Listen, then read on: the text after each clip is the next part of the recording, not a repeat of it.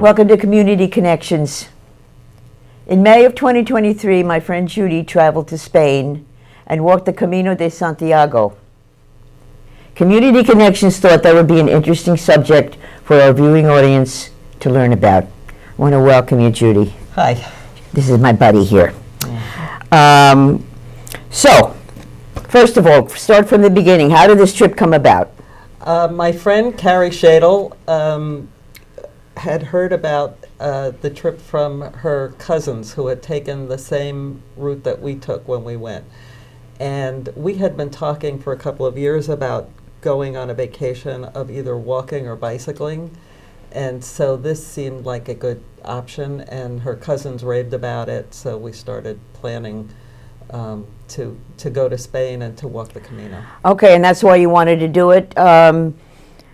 Can you give me a little synopsis of the history of the Camino de Santiago? Sure. It's centered around Santiago de Compostela, which is a city in the northern section of Spain known as Galicia. And it was a Roman town back when the ancient Romans were in charge. And then around the 900s, it was reported that they found the bones of St. James the Apostle, and they established a shrine there. And people started walking from various places to come to the shrine, and it became a pilgrimage. They built a very large cathedral there, started in 10,075 and finished in 1210. And people have over the years made pathways, so there now are a variety of traditional routes that people go as pilgrimages that end at the Camino de Santiago. It's said that in ancient Roman times, people traveled to Finisterre, which is along the coast, and that the ancient Romans thought that was the end of the world. So that's nearby too.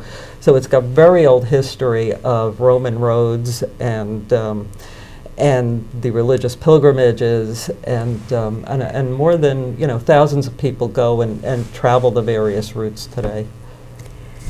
What about the preparations? Okay. Let me back up a little bit here.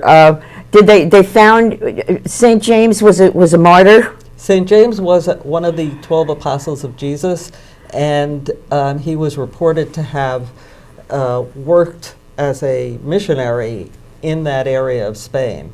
And there was an emperor, I think, at the time, or one of the Spanish, I forget the name of the empire that was in charge after the 7th century, that established that city as a shrine to St. James, because somebody had said that they thought they found St. James's. Okay. What preparations what kind of preparations did you do for the trip? Well, there was a lot of preparation to find a company that we went with, a tour company, although we didn't go on the guided tour. On the guided tour, you had to walk about 20 miles a day, and we didn't feel like we were up to that. So we went on the self-guided tour, where they arranged for the hotels along the route. They gave us a map. The best service was that they sent a van every morning to pick up our suitcase and take it to the next hotel. We had to wear backpacks because we had to bring what you needed for the day, but we didn't have to lug a giant backpack. And so we found a company about 6 months ahead of time. We started walking and training, because we were planning to walk about 10 miles a day. And so that took a good 6 months to train up to where we felt that we were able to do it. And then toward the end, you have to train with the backpack on, so I looked really silly walking around Long Branch with a backpack. But you never know. You never know. But we did that, and we also had to do a lot of research to find the best walking shoes, and really important, your feet are so important on a walking trip. So we found hiking shoes, and we seemed to try on everyone on the market. And and also did a lot of research about what first aid equipment to bring, what kind of tape, and how to treat blisters and everything, and of course what to pack. Yeah, there were limits on what we could bring, so you had to kind of figure out what was going to be, clothes for different kinds of weather. One of the things about a trip like this is that you have your hotels in advance, and so you basically have to get to the next place. So you don't have the option of cutting your walk short unless you can find another hotel, which isn't always available. So we did a lot of research and a lot of did your homework. Did the homework, yeah. Yeah. Okay, yeah, because I remember when you were going to the drugstore and you were going to go pick up the stuff, and then with the complications and the tape and the shoes and 10 miles a day is pretty impressive. Yeah. And approximately how much did the backpack weigh that you were? About 8 to 10 pounds. We didn't have to bring a lot. You had to bring a lot of water because it did have to last all day. So we had a good amount of water, and then a jacket in case of rain. And a few snacks or something. We didn't have to bring a whole lot, but you needed enough. Getting back to why you wanted to do this trip, what was the impetus for you to want to take a spiritual trip like this? Well, I like the idea of doing a walking trip, and I really was happy we did this because it was true that you really see the country from the ground and from a very personal aspect.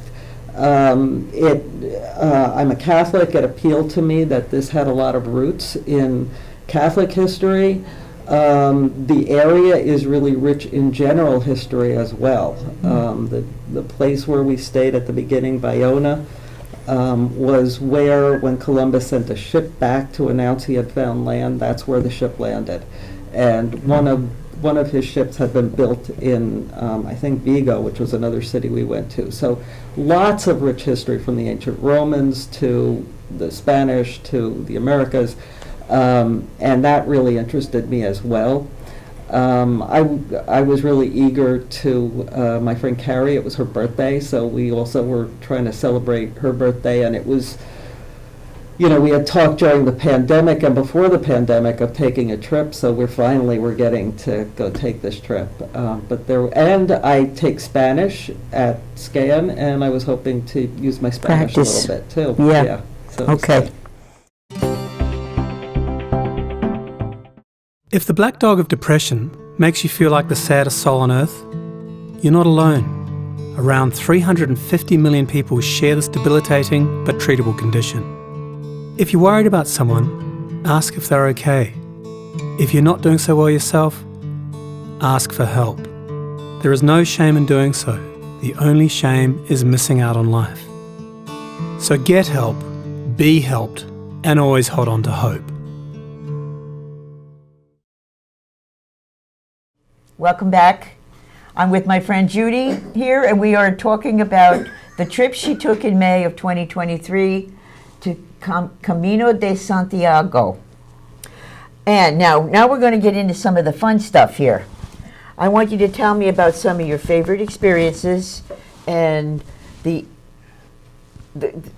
most memorable and most interesting stuff that you did on your trip. Well, the trip was wonderful, and part of what was really interesting to me was that we went through a lot of different landscapes. We started out on the coast, right above Portugal, in Bayona in Spain, and walked up the coast to Santiago de Compostela, and we were going through an area of Spain that's called Galicia. And we went through farmland and wooded roads and pathways and along city streets in medieval cities, and a little bit along highways, but most of it was along just really beautiful countryside and little houses with farms and chickens and beautiful flowers and the beautiful view of the sea when we were along the coast. As well as these really peaceful wooded areas that had little streams running through them, and so it was just a beautiful setting. One of the pleasures of walking on the Camino is that we met a lot of people who were also walking on the Camino, and spring is a good time to go because there were other people, but it wasn't crowded. But we would meet other pilgrims, and some of them would be, we met one woman from Israel who was there, and she was walking, and then 2 days later we ran into her again. So you'd see the same people. And we had an ice cream on the steps of, we were sitting out on the steps of one of the basilicas, and she happened to come over, and we were having an ice cream, so she came over and joined us. And she was a lovely person. I was really happy to see her. But there were people from all over the world there. One of the things that to me was a funny memory is Carrie had somehow gotten scraped when we were walking through a wooded area and didn't realize she was bleeding a little bit. And we came on one of the crossroads, and there was this big group of mostly English women about our age who were there resting, and it was like we ran into the cast of Send the Midwives. One of them noticed that Carrie was bleeding, and she said, "I have a plaster," and the other one said, "And I have antiseptic," and they all ran to their backpacks and patched Carrie up before we even got a chance to say, "Yeah, we have all of that, but it's still in our backpack." But it was just so lovely to meet people from all different walks of life and different areas who were all you could talk to them a little bit and see them again, so it was real fun. And the kindness of humans. Yeah. The kindness that we're capable of. Yeah. Okay, and then there was a lady that she had a small plot of land. And did she have chickens too? She did not have chickens. She had a lovely garden though, and she was an older woman who lived alongside one of the paths that we were walking by, and she was out tending her garden, and I got to practice my Spanish with her. In some places, if you're in the city and you meet waiters or whoever, shopkeepers, they know enough to speak slowly when they see somebody like me coming. She did not know that, so we only got about half of what she said, but it was a lot of fun to talk to her and hear a little bit of what her life was like. And it's one of the real pleasures of doing a walking trip is you get to just meet average people, and you're not in such a hurry that you can't stop and chat. And you have to get on the bus. Hurry up, it's time to get on the bus. Yeah, no bus. And then the bus spits you out at the museum, and then you, Okay. And you saw a lot of artifacts and stuff from the different eras? Yes, we saw artifacts from the Roman times. We crossed a bridge that had been built by the ancient Romans in Caldas de Reis. And we saw other artifacts left from when the Romans were there, and we saw these beautiful cathedrals and cruceras, which are these stone crucifixes along the route.